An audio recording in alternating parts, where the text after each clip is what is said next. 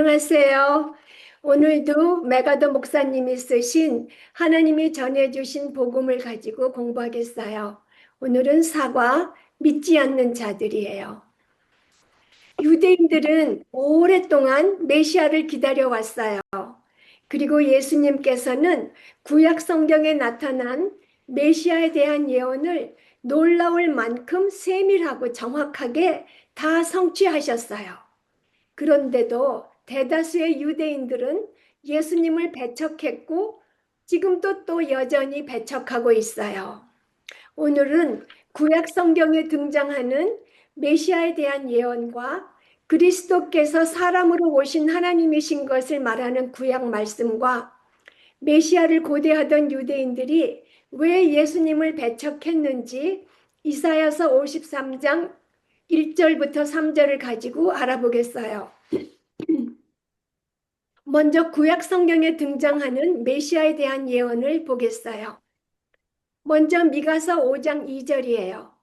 베들레헴 에브라다야, 너는 유다 족속 중에서 작을지라도 이스라엘을 다스릴 자가 내게서 내게로 나올 것이라. 그의 근본은 상고에 영원에 있느니라. 이 말씀에서 메시아께서 언제 어떻게 오시는지는 말씀하시지 않고 다만 베들레헴에서 오시는 것만 이야기하고 있어요. 그것은 이 미가서 5장 2절이 사람들이 많이 알고 있었다는 것을 우리가 어떤 일로 알 수 있냐 하면 헤롯 왕 때에 새로 태어난 왕을 찾아온 동방 박사에게 대제사장들과 서기관들이 그들을 베들레헴으로 가게 했잖아요. 그래서 그리스도께서 오시기 전에 많은 사람들이 이미 미가서 5장 2절에 베들레헴에서 메시아가 나올 거라는 것을 이해했다는 것을 알 수 있어요. 그리고 창세기 3장 15절에는 여자의 후손이 사탄을 이기고 죄의 저주를 풀 것이라는 약속이 있어요. 그리고 창세기 12장 3절에는 그리스도께서 아브라함의 후손으로 보내시겠다는 그런 약속이 있고요. 그 창세기 12장 3절 말씀을 보면 너를 축복하는 자에게는 내가 복을 내리고 너를 저주하는 자에게는 내가 저주하리니 땅의 모든 족속이 너로 말미암아 복을 얻을 것이라. 땅의 모든 족속이 복을 받는다. 이거 예수님이 오셔서 모든 족속에게 복 주시는 걸 얘기하고 있어요. 그리고 그 다음에 그리스도께서 다윗의 혈통으로 오신다는 약속이 나와요. 그래서 사무엘하 7장 16절에 내 집과 내 나라가 내 앞에서 영원히 보존되고 내 왕위가 영원히 견고하리라 하면서 다윗에게 주신 언약에서 그리스도께서 다윗의 혈통으로 온다는 약속이 있고요. 그리고 그리스도께서 유다 지파에서 오신다는 약속이 있어요. 다윗의 혈통이면은 유다 지파죠. 예, 창세기 49장 10절에 보면 규가 유다를 떠나지 아니하며 통치자의 지팡이가 그 발 사이에서 떠나지 아니하기를 실로가 오시기까지 이르리니 그에게 모든 백성이 복종하리로다. 규가 유다를 떠나지 아니한다고 그랬어요. 규라는 것은 왕의 통치를 상징하는 그 왕들이 들고 있는 아주 보석으로 장식된 그런 짧은 지팡이를 말해요. 그래서 이렇게 구약 성경에서 메시아가 오실 것을 얘기하고 있고요. 그 다음에 이제 그리스도께서 이렇게 사람으로 오실 뿐만이 아니라 하나님이시라는 것을 말하는 구약 성경의 말씀을 알아보겠어요. 그래서 먼저 또 우리 계속 나오는 미가서 5장 2절이에요. 베들레헴 에브라다야, 너는 유다 족속 중에서 작을지라도 이스라엘을 다스릴 자가 내게서 내게로 나올 것이라. 그의 근본은 상고에 영원에 있느니라고 하세요.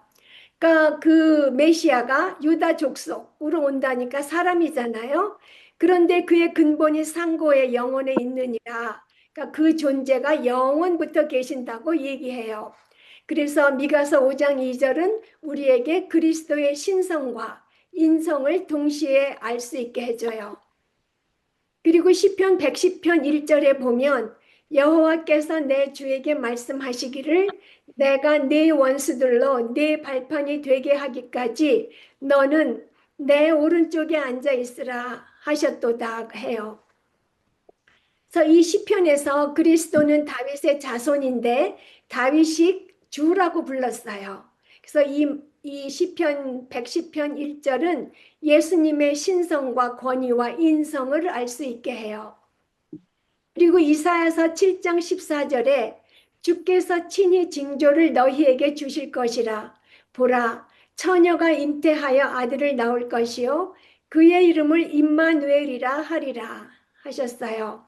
그러니까 아들을 낳을 건데 그 아들이 하나님이 우리와 함께 계시다라는 뜻의 이름을 하라고 하죠. 그래서 여기서도 그러니까 예수님이 사람의 모습을 입고 오시는 하나님이시라는 것을 알 수 있고요. 이사야서 9장 6절 이는 한 아기가 우리에게 낳고 한 아들을 우리에게 주신 바 되었는데 그의 어깨에는 정사를 메었고 그의 이름은 기묘자라 모사라 전능하신 하나님이라 영존하시는 아버지라 평강의 왕이라 할 것임이라. 이 말씀에서도 한 아기, 한 아들, 한 사람이 전능하신 하나님이시라고 하잖아요. 영존하시는 아버지이고 평강의 왕이라고. 예, 정사를 메었고 이름이 기묘자라 모사라 이렇게 얘기해요. 그래서 이사야서 9장 6절에서도 그 메시아의 인성과 신성을 알 수 있어요. 그래서 오랜 기다림 끝에 주 예수 그리스도께서 이사야의 예언대로 동정녀에게 나셨고 처녀에게서 나셨고 미가서의 예언대로 베들레헴에서 나셨어요. 그리고 아브라함과 다윗의 자손으로 오심으로써 그리스도의 인성이 확증되었고요. 그리고 여러 선지자의 예언을 통해서 그리고 예수님께서 질병과 죽음과 악한 영들을 다스리시는 권세와 능력이 있음을 나타내셨잖아요. 그러니까 그 능력을 통해서 그리고 하나님의 권위로 말씀을 가르치심을 통해서 그리스도의 신성이 증명되었어요. 그래서 이렇게 예수님께서 구약의 메시아에 대한 예언을 이루시면서 사람으로 오신 하나님이시라는 것, 즉 예수님께서는 만인의 구세주이시라는 것을 증명하는데 메시아를 고대하던 유대인들은 왜 예수님을 배척했을까요? 이사야서 53장 1절부터 3절을 가지고 알아보겠어요. 먼저 이사야서 53장 1절 상반절 우리가 전한 것을 누가 믿었느냐라고 해요. 이 구절에서 우리는 마침내 그리스도께로 돌아올 온 이스라엘, 그러니까 이스라엘의 남은 자 모두를 말하고 있어요. 그리고 우리가 전한 것은에서 전한 그것은 우리가 전한 메시지가 아니라 우리가 들었던 메시지, 우리에게 주어진 메시지를 말해요. 그러니까 우리가 들은 메시지를 누가 믿었느냐, 우리에게 전해진 메시지를 누가 믿었느냐 이런 말인데요. 이 메시지는 복음을 말해요. 그래서 이스라엘의 메시아가 백성의 죄를 위해서 죽을 것이라는 그 복음의 메시지인데요. 이 복음의 메시지는 먼저 유대인에게 주어졌어요. 그래서 그리스도께서는 이방인들에게도 은혜를 베푸셨지만 자기 땅에 오셨어요. 유대인의 땅에 오셨어요. 그리고 유대인에게 초점을 맞추시며 사역을 하셨어요. 그래서 마태복음 15장 24절에 예수님께서 나는 이스라엘 집에 잃어버린 양 외에는 다른 데로 보내심을 받지 아니하였노라고 하셨어요. 그러니까 유대인에게 먼저 우선권이 있다는 것을 얘기를 하셨어요. 그런데 유대인이나 이방인들이나 오만한 인간들은 자신에게 죄의 용서가 필요하다는 사실을 인정하지를 않죠. 그 구원의 좋은 소식을 어리석고 기분 나쁜 이야기로 취급해요. 왜 그럴까요? 복음의 좋은 소식을 왜 어리석고 기분 나빠할까요? 사람들은 예, 자기가 의롭고 꽤 괜찮은 줄 알았는데 죄인이라고 그러고 죄 용서 받아야 된다고 그러잖아요. 그러니까 참 기분 나빠한단 말이에요. 그런데 예수님께서는 누구신가요? 인간의 모습으로 오신 그 예수님께서는 누구신가요? 음, 예, 스스로 자신을 온전히 드러내신 하나님이세요. 그러시면서 하나님의 아들이시고요. 그러니까 하나님이신 그 하나님의 아들이신 예수님을 거부하는 모든 죄인들은 장차 어떻게 될까요? 영원한 수치를 당하게 되죠. 영원히 타는 불 속에서 이를 갈게 될 거예요. 그래서 하나님의 심판을 비웃는 것은 참으로 무서운 일이에요. 그래서 그리스도의 약속을 듣고도 알고도 거부하는 자들은 자신의 불신에 대해서 자기가 책임을 져야 돼요. 변명의 여지가 없어요. 자기의 잘못이에요. 그래서 1세기 유대인들은 특히 많은 영적 특권을 누렸어요. 예수님께서 그 땅에 오셨잖아요. 그리고 복음이 그들에게 제일 먼저 선포되었어요. 그래서 예수님께서 메시아라고 예언하는 구약 성경을 그들은 가지고 있었어요. 그런데 그들은 예수님을 거부했어요. 그들은 많은 특권을 누렸기 때문에 더 죄가 많은 거예요. 그래서 사도 바울은 사도행전 13장 27절에 뭐라고 했냐 하면 예루살렘에 사는 자들과 그들 관리들이 예수와 및 안식일마다 외우는 바 선지자들의 말을 알지 못하므로 예수를 정죄하여 선지자들의 말을 응하게 하였도다. 죽일 죄를 하나도 찾지 못하였으나 빌라도에게 죽여달라 하였으니 라고 했어요. 여기서 사도 바울은 예루살렘에 살고 그 관리들이 예수님을 알지도 못하고 안식일마다 외우는 선지자의 말들을 외우기는 외우지만 제대로 알지 못했다는 거예요. 그래서 예수님을 정죄해서 죽였다는 거죠. 그래서 그때 그 종교 지도자들은 백성들이 예수님을 메시아로 받아들일까 봐 그러면 자기들이 기득권을 잃게 되잖아요. 그래서 염려했어요. 그래서 그런 고의적인 죄와 불신과 증오로 눈이 멀었어요. 그리고 자기네만 그렇게 불신했을 뿐만이 아니라 민족 전체를 배교로 이끌었어요. 그래서 이런 이스라엘 백성의 완악함은 참 놀랍게도 구약 성경에 예언되어 있었어요. 이사야서 6장 9절에서 10절을 보면 너희가 듣기는 들어도 깨닫지 못할 것이요. 그리고 그들이 그 마음을 둔하게 했다고 말씀하세요. 그리고 시편 118편 22장 22절에 보면 건축자의 버린 돌이 모퉁이의 머릿돌이 되었나니라고 했고요. 그 스가랴서 12장 10절에 보면 그들이 그 찌른 바 그를 바라보고 애통하리니 여러분 이외에도 여러 군데에서 그들이 완악하게 할 것을 예언하고 있어요. 그런데 이렇게 이스라엘 백성의 완악함은 의도적으로 배교하는 그 유대인들에게 대한 하나님의 심판으로 주어진 완악함이에요. 그래서 그들의 완악함은 우연이 아니에요. 그들이 완악하여지고 눈이 먼 것은 우연이 아니고 하나님께서 그 백성들을 하나님의 자기 백성들을 완전히 버리셨기 때문도 아니에요.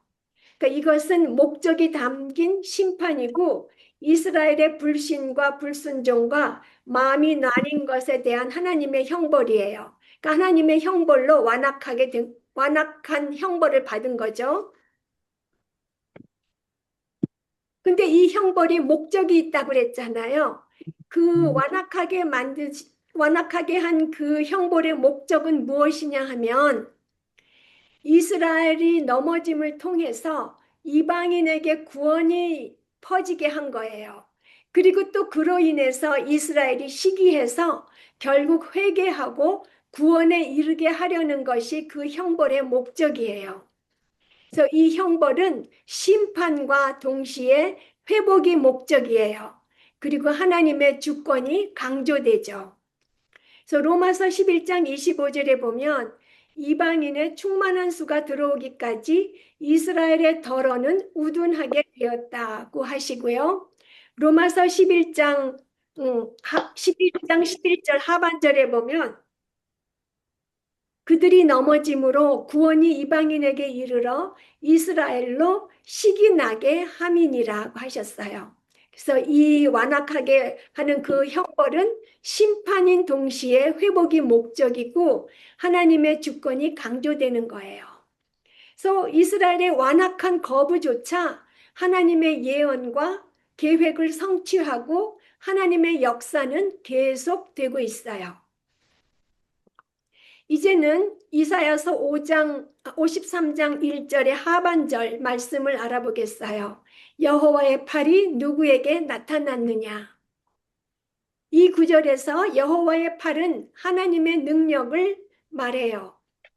그러니까 예수님께서 보여주신 기적을 통해서 드러난 하나님의 능력을 말하는데요. 그러니까 복음을 통해서 구원하시는 하나님의 능력을 말해요. 여호와의 팔이 누구에게 나타났느냐? 그러면은 복음을 통해서 구원하시는 하나님의 능력이 누구에게 나타났느냐? 그런 말씀이에요. 로마서 1장 16절에 보면 이 복음은 모든 믿는 자에게 구원을 주시는 하나님의 능력이 됨이라. 먼저는 유대인에게요. 그리고 헬라인에게로다 라고 하고요. 10장 4절, 로마서 10장 4절에 그리스도는 모든 믿는 자에게 의를 이루기 위하여 율법의 마침이 되신다고 하세요. 모든 믿는 자에게 의를 이루기 위해서 율법의 마침, 율법의 완성이 되시는 거죠. 그래서 이스라엘은 복음이 모든 믿는 자에게 구원을 주시는 하나님의 능력이 되는지 몰랐고요. 그리스도께서 모든 믿는 자에게 의를 주시기 위하여서 율법의 마침이 되는지도 몰랐어요. 그래서 유대인들은 어떻게 했냐면은 로마서 10장 3절에 보면 하나님의 의를 모르고 자기의 의를 세우려고 하나님의 의에 복종하지 않았어요. 그러니까 자기 의를 세우려고 한 그런 율법주의에 유대인들이 빠져 있었다는 것을 알 수 있어요. 유대인들은 자신들이 아브라함의 자손이기 때문에 스스로 특별하다고 믿었어요. 그리고 율법과 전통을 준수하면 스스로 의를 이룰 수 있다고도 믿었고요. 그 자기네들이 스스로 이룬 그 의를 통해서 하나님 앞에 나아갈 수 있다고도 믿었어요. 그렇기 때문에 그들이 하나님 앞에 나가려면 메시아가 필요한 것을 몰랐어요. 하나님 앞에 나가려면 죄를 용서받고 용서해줄 메시아가 필요하다는 것을 몰랐어요. 그리고 또 구원은 오직 하나님께로부터 오고 하나님께서 구원의 옷을 입혀주어야 한다는 것을 몰랐죠. 자기네 의로움으로 구원을 얻을 수 있다고 생각했잖아요. 그래서 구원은 오직 하나님께로부터 오고 하나님께서 구원의 옷을 입혀주셔야지 된다는 것을 몰랐어요. 그리고 또 요한복음 12장 33절에서 예수님께서 자신의 십자가 죽음을 말씀하셨어요. 그때에 그들은 34절에 이어서 뭐라고 했냐면 우리는 율법에서 그리스도가 영원히 계신다 함을 들었거늘 너는 어찌하여 인자가 들려야 하리라 하느냐. 이 인자는 누구냐? 라고 했어요. 그래서 그들은 메시아가 필요하다는 것을 몰랐을 뿐만 아니라 메시아가 죽으셔야 한다는 것도 몰랐어요. 그래서 유대인들은 하나님의 거룩하심을 과소평가하고 자신의 의로움을 과대평가했어요. 그리고 하나님의 방법대로가 아니라 자기의 방법대로 거룩함, 의로움을 이루려고 했고요. 그렇지만 우리가 잘 알다시피 이사야서 64장 6절 말씀 우리는 다 부정한 자 같아서 우리의 의로움은 다 더러운 옷과 같다.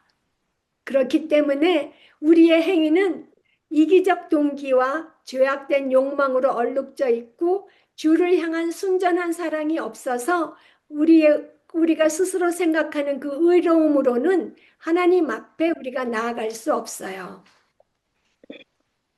유대인들은 이렇게 자신들의 죄, 자기가 얼마나 부정한지를 몰랐기 때문에 하나님 대신에 자신을 믿은 거예요. 그리고 그리스도를 믿는 모든 자에게 구원을 베푸시는 능력, 즉 여호와의 팔을 거부했어요. 그래서 하나님께서는 믿음이 없는 그들의 눈을 가리고 마음을 완고하게 하셨죠. 그러나 분명히 알아야 할 것은 그들의 마음이 완고하여지고 믿지 않은 것을 하나님의 탓으로 돌리면 절대로 안 되는 거죠. 그들이 완고하게 된 것은 그들이 완고하게 하나님을 부인했기 때문이에요. 그리고 하나님께서 완고하신 그 형벌을 주신 것은 심판이며 동시에 회복이 목적인 것이고요. 이제 이사야서 53장 2절에서 3절 가지고 이스라엘이 그리스도를 경멸한, 예수님을 경멸한 세 가지 이유를 알아보겠어요. 먼저 주의 종의 시작이 미약했어요. 2절 상반절을 보면 그는 주 앞에서 자라나기를 연한 순 같고 라고 해요. 이 말씀에서 연한 순은 주 가지를 위해서 반드시 잘라 없애버려야 하는 곁가지를 말해요. 우리가 장미를 키우다 보면은 이 뿌리 쪽에서 갑자기 싱싱하고 기다란 게 이렇게 쭉 올라와요. 아무 쓸모없이 곁가지. 그거는 아무리 겉으로 보기에 싱싱하게 생겼어도 그건 쓸모없기 때문에 잘라버리거든요. 그러니까 예수님 모습은 그만치도 못한 거예요. 싱싱하고 쑥 자란 것도 아니고 볼품이 없는 데다가 곁가지이기 때문에 잘라버렸어야만 하는 그런 연한 순이었고요. 그래서 예수님의 시작이 이렇게 미약하고 볼품이 없었어요. 여러분들이 다 아시다시피 예수님께서는 허름한 곳에서 태어나셨죠. 그리고 구유에 누이셨어요. 그리고 선한 것이 날 수 없다고 멸시받는 지역인 갈릴리 나사렛에서 거기서 사셨는데 그것도 거기에 목수 집안에 태어났어요. 그래서 나사렛에서 자라셨고 목수 일을 하시면서 이름 없이 30년을 사셨어요.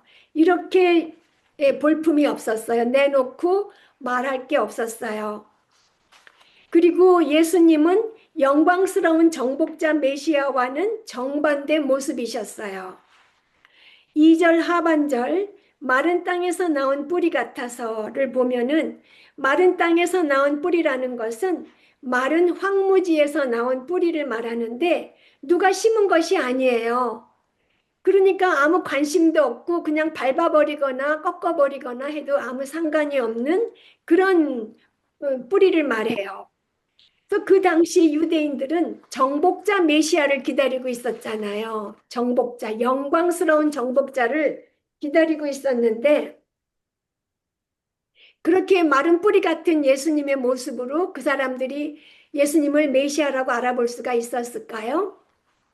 아니죠. 맞아요. 네, 자기네 생각하고 전혀 달랐죠. 그런데 잠깐 그 사람들이 희망을 품은 적은 있었어요. 예수님이 메시아가 아닌가 하고. 예수님께서 회당에서 놀랍도록 지혜롭게 가르치셨죠. 그리고 질병과 죽음과 귀신과 자연을 다스리시는 권세와 능력이 있으신 것을 보고 그들이 바라던 메시아가 아닌가 하고 잠깐 희망을 품은 적이 있었어요. 그래서 그들은 예수님을 억지로 왕으로 만들려고 했고요. 또 예수님께서 마지막 유월절을 지키시려고 예루살렘 성에 입성하실 때에 군중은 호산나라고 환호하면서 예수님을 왕이자 메시아로 맞아들였어요. 그렇지만 예루살렘에 입성하신 예수님께서 무엇을 하셨어요? 로마에 반대하지 않고 로마를 공격하지도 않으셨어요. 오직 성전을 장사로 더럽힌 종교 지도자들을 공격하시고 유대교의 잘못된 가르침을 나무라시고 진리를 공개적으로 선포하셨어요. 그것은 유대인들이 바라던 정복자의 모습이 전혀 아니었죠. 그래서 그들은 예수님처럼 볼품없는 사람이 힘없고 연약한 사람이 메시아라고는 절대로 생각할 수 없었어요. 그래서 이렇게 예수님께서 시작이 미약하고 정복자의 모습을 보이지 않아서 배척했을 뿐만이 아니라 이사야서 53장 3절 상반절을 보면 예수님의 삶이 너무나 비극적으로 끝나서 유대인들은 예수님을 배척하고 경멸했다는 것을 알 수 있어요. 그러니까 53장 3절을 가지고 알 수 있어요. 그래서 먼저 53장 3절 상반절을 보면은요. 그는 멸시를 받아 사람들에게 버림받았으며, 여기서 멸시받다는 것은 경멸의 표현이죠. 예수님께서 로마와 싸우시는 대신 로마 관원에 의해서 비참하고 실망스럽게 처형을 당하셨기 때문에 멸시를 당했어요. 그렇지만 이스라엘 백성들이 예수님의 그 끔찍한 죽음을 보고 예수님을 멸시할 것이 아니라 깨달아야만 했던 진리들이 있어요. 깨달아야만 했던 것들을 알아보겠어요. 먼저 이스라엘 백성들은 예수님의 그 죽음을 보고 예수님의 죽음은 하나님의 희생임을 깨달았어야 해요. 요한복음 1장 29절에 보면 보라, 세상 죄를 지고 가는 하나님의 어린 양이라고 했죠. 그래서 세상 죄를 지고 돌아가신 것을 알아야 되고요. 하나님의 어린 양이신 하나님의 희생임을 알아야 됐고요. 그리고 예수님의 그 끔찍한 죽음을 보고 유대인들은 하나님께서 아브라함을 위해서 이삭 대신에 숫 양을 예비하신 사건을 떠올려야 했어요. 그들 대신에 예수님이 하나님의 어린 양이신 예수님이 돌아가신 것을 알아야 했고요. 또 하나님의 진노로부터 이스라엘 백성을 구한 그 출애굽 때에 유월절 어린 양의 피가 그리스도의 죽음에 대한 예표임을 알았어야 했어요. 그리고 예수님의 죽음이 죄인을 위한 대속임을 알았어야 했어요. 수많은 짐승을 계속해서 반복적으로 드린 제사로는 이루지 못했던 그 죄의 속량을 위해서 예수님께서 직접 자신의 몸으로 최후의 참된 희생 제사를 드렸음을 깨달았어야 했어요. 마태복음 20장 28절에 보면 인자가 온 것은 섬김을 받으려 함이 아니라 도리어 섬기려 하고 자기 목숨을 많은 사람의 대속물로 주려 함이니라. 그 예수님께서 직접 말씀하셨어요. 자기 목숨을 많은 사람의 대속물로 주시겠다고, 주시려고 돌아가시려고 오셨다고 예수님께서 직접 말씀하셨어요. 그런데 유대인들은 짐승의 제사로 죄의 문제를 해결할 수 있다고 생각하고 있었어요. 황소와 염소의 피보다 더 나은 속죄 제사가 필요하다는 사실을 알지 못했죠. 이제 3절 중반절에 간고를 많이 겪었으며 질고를 아는 자라를 알아보겠어요. 여기에 간고는 육체적 아픔보다는 마음의 온갖 고통을 가리켜요. 그러니까 말할 수 없는 극심한 고문으로 생긴 극심한 마음의 괴로움을 말해요. 그러니까 극심한 고문을 당하시면서 생긴 마음의 극심한 괴로움이 그 간고를 말하는데요. 예수님께서는 슬픔을 잘 아셨어요. 요한복음 11장 33절에 보면 나사로가 죽었다는 우는 사람을 보실 때 예수님께서는 심령에 비통히 여기시고 불쌍히 여기셨다고 해요. 그리고 나사로의 무덤 앞에서 요한복음 11장 35절에 보면 예수께서 눈물을 흘리시더라고 했고요. 또 예루살렘으로 가시던 중에 도성을 보고 우셨어요. 누가복음 19장 41절에서 44절에 보면 가까이 오사 성을 보시고 우시며 이르시되 너도 오늘 평화에 관한 일을 알았더라면 좋을 뻔하였거니와 하면서 안타까워하시며 우셨고요. 그 다음에 마지막 6월절을 앞두고 괴로워하셨어요. 요한복음 12장 27절 지금 내 마음이 괴로우니 무슨 말을 하리요. 아버지여 나를 구원하여 이때 일어나게 하여 주옵소서. 그러나 내가 이를 위하여 이때에 왔나이다. 예, 유월절을 앞두고 마지막 유월절을 앞두고 괴로워하셨어요. 그리고 다락방에서 가르치실 때 요한복음 13장 21절에 보면 예수님께서 한 제자가 예수님을 팔 것을 말씀하시고 심령이 괴로우셨다고 얘기해요.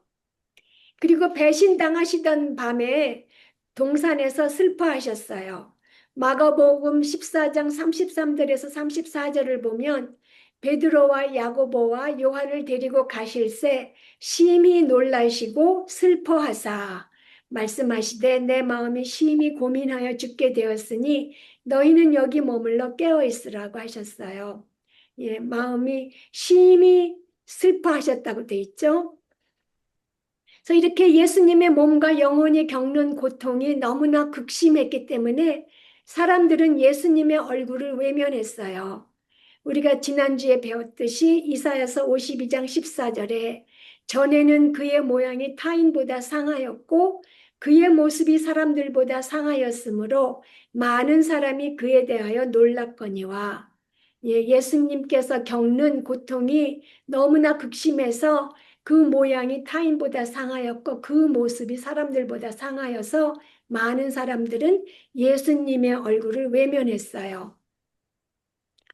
그 다음에 귀히 여기지 아니하였도다를 알아보겠는데요. 귀히 여기다로 번역된 그 히브리어 단어는 회계 용어예요. 어카운팅 용어인데 전가하다 혹은 간주하다의 의미가 있어요. 이 단어는 성경적으로 의롭다 하시는 칭의의 교리에서 중요한 의미가 있는 단어예요. 그래서 예수님을 귀히 여기지 않았다는 말은 하나님의 종을 아무 쓸모없는 자로 여겼다는 말이에요. 쓸모없는 자로 여겼다는 거예요. 그러니까 더 할 수 없이 경멸했다는 말이죠.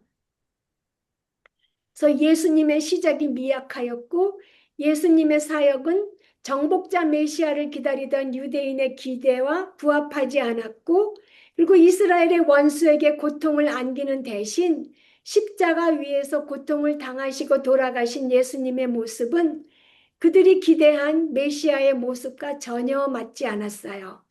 그래서 그들은 예수님을 귀히 여기지 않았죠. 예수님을 아무것도 아니라고 생각했어요. 그래서 유대인들은 무지하고 완고했기 때문에 예수님을 거부하고 배척했어요.